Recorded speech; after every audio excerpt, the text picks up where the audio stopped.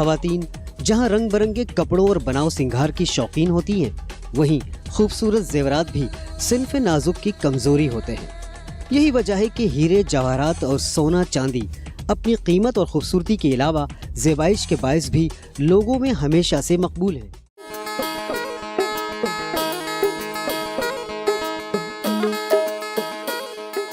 ये कहना गलत ना होगा कि पाको हिंद में सोने चांदी के जेवर के बगैर शादी का तसव्वुर भी मुमकिन नहीं। सोने का जेवर सकाफत में इस कदर रच बस गया है कि इस्तिताद न रखने के बावजूद लोग उधार लेकर भी जेवरात का बंदोबस्त जरूर करते हैं। खाम धातों को खूबसूरत और बेश कीमत जेवरात में तब्दील करने का अमल मट्टी को सोना कर देने वाले उन कारीगरों का मोहताज होता है जो अपनी महारत में ऐसा मलका रखते हैं कि देखने वाला देखता रह जाता है।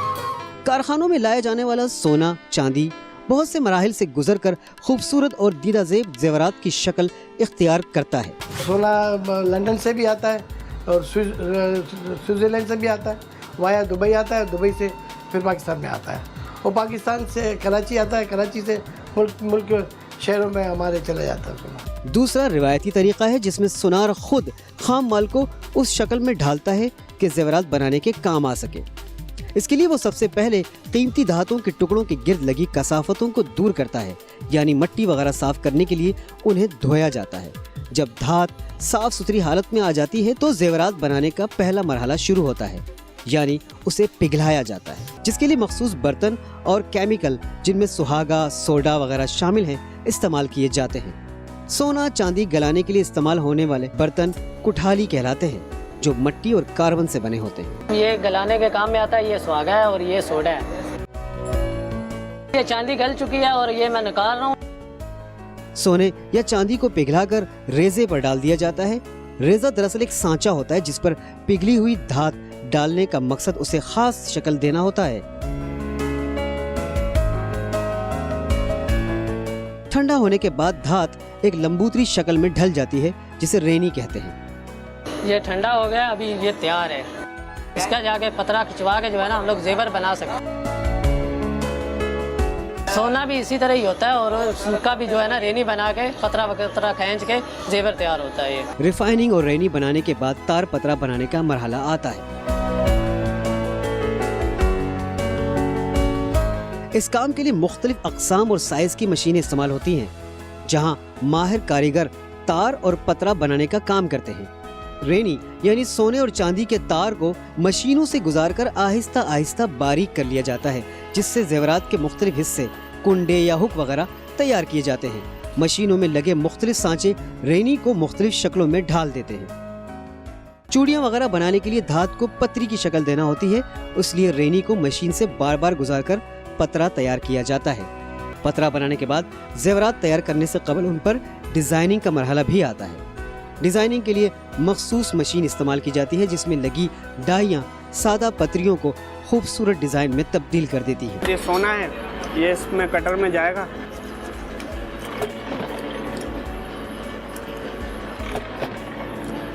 इस शक्ल में ये बाहर निकलता है।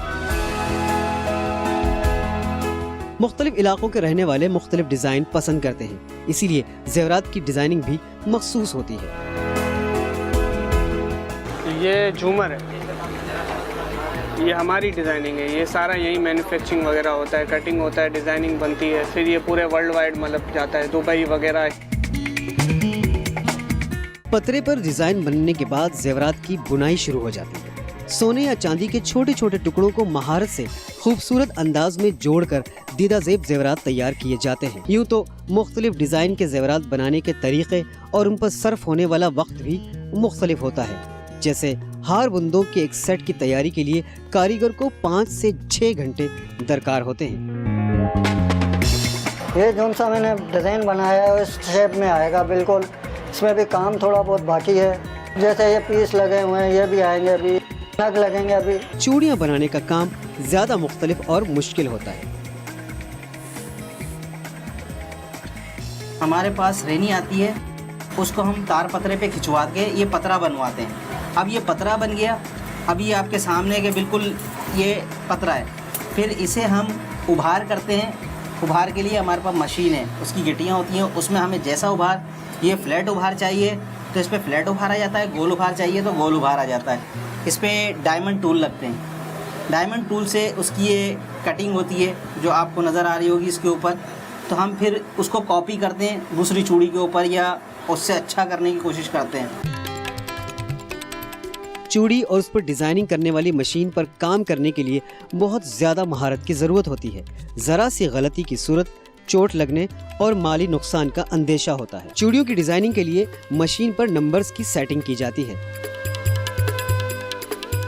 ये क्रॉस कट आप देख रहे होंगे, काटी बनी हुई है। अब उसको बनाने के लिए, काटी बनाने के लिए मेरे को अब ये 20 पे लाना पड़ेगा। एक क्रॉस इधर से लग गया, एक क्रॉस इधर से लग गया, सवाल जवाब आके काटी बन गई इसके ऊपर। ये गोलियां, छोटी छोटी गोलियां और ये चांद, ये चूड़ियाँ मुकम्मल हो चुकी हैं, तैयार हो चुकी हैं। चूड़ी तैयार होने के बाद उस पर रंग किया जाता है, जिसके बाद चूड़ियां फरोख्त के लिए दुकानदारों के सुपर्द कर दी जाती हैं। ज़ेवरात की मुख्तलिफ शक्लें तैयार करने के लिए मुख्तलिफ तरीके इस्तेमाल होते हैं। 18 कैरेट का सोना है इसलिए काला ही है, और 24 कैरेट का जो सोना होता है उसको काला नहीं होता। इसको कितना भी गर्म कर दो, लाल कर दो, पीला कर दो, अपने शक्ल में रहता है 24 कैरेट का सोना। पहले झाला मोम में जमा के इसको, उसके बाद तेजाब उसने किया झलाई वलाई करने के बाद इसकी शक्ल ऐसी आ जाएगी। फिर ये चला जाएगा पॉलिश के ऊपर। ये सोने का तार है, बाकायदा खींचा गया है, और इसके बाद इसकी छोटी छोटी बारीक कड़ियाँ बनाई गई हैं। और कड़ियाँ जो आप ये देख रहे हैं मखसूस साइज़ में काटी जाती हैं, बाकायदा इसका एक मखसूस साइज़ होता है। वैसे तो चैनें मशीन पे भी तैयार हो रही हैं, मगर कई लोग हैंडमेड चैन के शौकीन होते हैं। वो कहते हैं कि हमें हाथ की बनी हुई चीज़, पायदार चीज़ चाहिए, तो वो सुनार को फिर एक्स्ट्रा मजदूरी दे के उस चीज़ को तैयार करवाते हैं। दौर जदीद में ज़ेवरात की सनत में भी जदीद तरीके अपनाए जा चुके हैं। इनमें से एक तरीका लॉस्ट वैक्स कास्टिंग का है। इस अमल में रबर की डाली और एक मशीन इस्तेमाल की जाती है। मोम मशीन से निकलकर डाई या सांचे में आता है और जेवर की मतलूबा शक्ल इख्तियार कर लेता है। हमने डाई के अंदर से वैक्स का पीस निकाला, ये रिंग्स की शक्ल थी। ये फर्स्ट प्रोसीजर था इसका।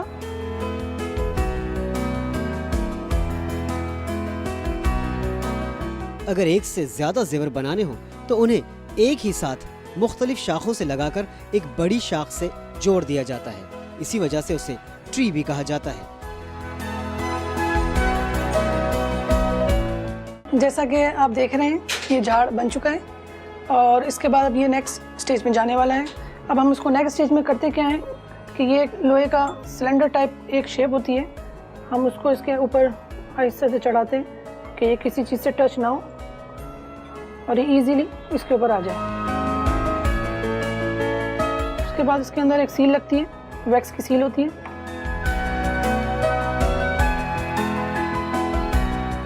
कास्टिंग का तरीका वैसे बहुत इजी है, एक दफ़ा इंसान देखे तो इजीली सीख सकता है। पहले के दौर में कास्टिंग नहीं हुआ करती थी, लोगों को बहुत परेशानी होती थी। एक एक चीज़ को 2-2 दफ़ा 3-3 दफ़ा बनाने के लिए उनके कई दिन वेस्ट होते थे और इसमें सिर्फ हमारा काम घंटों की सूरत में हो जाता है। अगर हमें एक डिज़ाइन 10 दफ़ा भी बनाना है तो बमुश्किल 6 आवर्स के अंदर हमारे पास ये सोने के अंदर पीस आ जाता है। उसको हम 2 घंटे के अंदर तैयार करके विद इन 24 आवर हम डिलीवरी देने की पोजीशन में आते हैं कस्टमर्स को। अब इसका नेक्स्ट स्टेज होता है इसको भट्टी में डालना, ताकि ये थोड़ा सा हीट अप हो जाए। इसको हम अपनी मशीन के अंदर डालते हैं। ये हमारी ये भट्टी कहलाती है, इसके अंदर हम इसको रखते हैं। ऑलमोस्ट 1.5 आवर लगता है इसको पकाने के लिए, हीट अप करने के लिए। इसका टेम्परेचर 750 पर जाना चाहिए।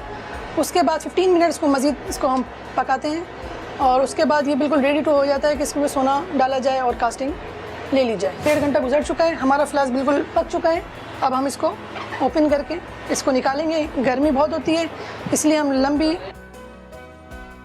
संसी का इस्तेमाल करते हैं ताकि हाथ जल ना पाए। ये हमारा समझो रेडी हो चुका है बिल्कुल। अब हम इसको मशीन के ऊपर रखेंगे जिससे ये हमारी फ्लास्क कास्टिंग हो जाएगा। ये हमारी मशीन है, ये बिल्कुल हीटर फ्लास्क है। इसके ऊपर ये हमने आराम से सेंटर का ख्याल देखना पड़ता है ताकि सोना डायरेक्ट इसके अंदर जाए, आगे पीछे ना हो। उसके बाद इसको पैक करना पड़ता है मशीन को। मशीन के ऊपर टाइट करने का ख्याल बहुत ज़ोर से करना पड़ता है ताकि किसी किस्म की नुकसानी जानी माली ना हो सके। दूसरे मरहले में लोहे के सिलेंडर में प्लास्टर ऑफ पेरिस डाल दिया जाता है। इस अमल के बाद सिलेंडर को गर्म किया जाता है ताकि अंदर मौजूद मोम पिघल जाए और डिजाइन वाली जगह खाली रह जाए, यानी एक और सांचा बन जाता है जिसमें पिघला हुआ सोना उंडेल दिया जाता है। प्लास्टर ऑफ पेरिस का सांचा खोलने के बाद जेवर तैयार हो जाता है।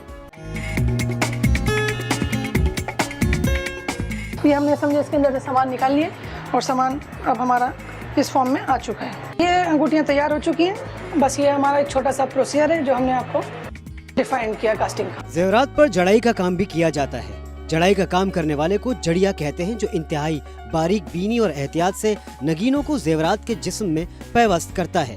जेवरात में नगीने जड़ने के लिए उसमें नाप तोल कर जगह बनाई जाती है, जिसके लिए एक मखसूस औजार इस्तेमाल किया जाता है जिसे गुर्ज कहा जाता है, जिसके बाद नगीने को मोम की बेस बनाकर जड़ा जाता है ताकि कोई चीज इधर उधर ना हो जाए। ये नगीने हैं जिसको ग्राहक को जो भी कलर उसका दिल आता है वो लगवा लेते हैं हमसे कि भाई वाइट लगा दो या लाल लगा दो या हरा लगा दो। इससे नगीना बिठाया जाता है और इस तरीके से इससे दबाते हैं। जब ये दब जाता है तो फिर इसके ऊपर कांटे जो हैं चारों तरफ से ऐसे बिठा देते हैं इसके ऊपर, तो ये बैठ जाते हैं कांटे इसके ऊपर आन के। तो ये समझ लो ये नगीना बैठ गया है इस वक्त। छिलाई की कलम है ये, इससे सोने को काटना पड़ता है, उसमें डिज़ाइनिंग बनानी पड़ती है, उसके बाद फिर वो नगीना उसमें लगाना पड़ता है डिज़ाइनिंग के हिसाब से। डिज़ाइनिंग में जो कलर वो दुकानदार या ग्राहक बताएगा कि ये कलर लगाने हैं, उसी के हिसाब से कलर लगा के देते हैं हम। जेवरात की मुकम्मल तैयारी के बाद आखिरी मरहला इन पर पॉलिश और छिलाई का होता है।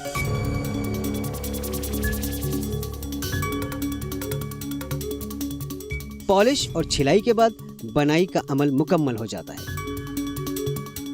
जो भी ज्वेलरी है हमारे पास, तो सेट वगैरह है, तो उसको हम पहले वैक्स पे जमाते हैं। तो वैक्स पे जमाने के बाद जिस जगहों पे हमें मैट करनी होती है उस जगह को हम ओपन छोड़ते हैं। फॉर एग्जांपल डाई का सामान है, कोई पतरा है, कोई ऐसा सादा एरिया है जहाँ पे हमने मैट दिखानी है, तो हम उसको ओपन रखेंगे। बाकी जो भी चैन वगैरह है, बॉल है या जो भी बारीक उसमें मतलब आइटम्स लगे हुए हैं, उसको हमने वैक्स से ही पैक करना होता है। जब हम उसको पैक कर लेते हैं फिर उसके बाद हम उसको मतलब गन से मैट करते हैं।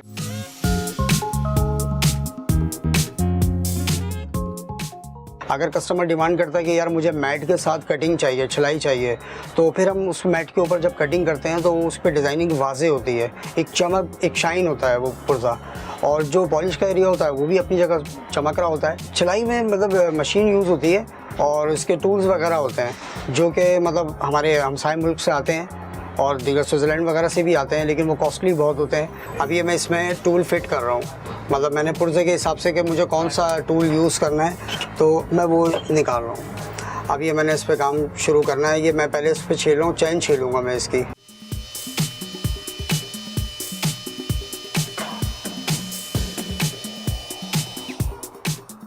इसमें सोना सारा आगे जा रहा है, जो इस पर सोना उतर रहा है इसको हम छिलन बोलते हैं। तो ये सारा आगे की तरफ गिर रहा है। पर्दे लगाने की वजह ये है कि प्रेशर मतलब सोना वहाँ लगे पर्दे पर और वो यहीं पे गिर जाए। तो ये देखें सारा सोना आगे जमा हो रहा है। जो मैं कटिंग कर रहा हूँ ये सारा सोना आगे की तरफ गिर रहा है।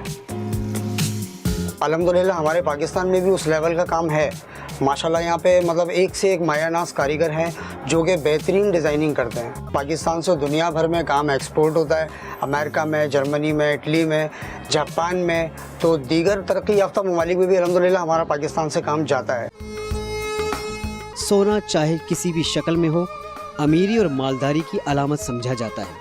बिलाशुबा सोने चांदी के जेवरात की अहमियत अब तक अपनी जगह कायम और दायम है और शायद उस वक्त तक कायम रहेगी जब तक ये दुनिया आबाद है।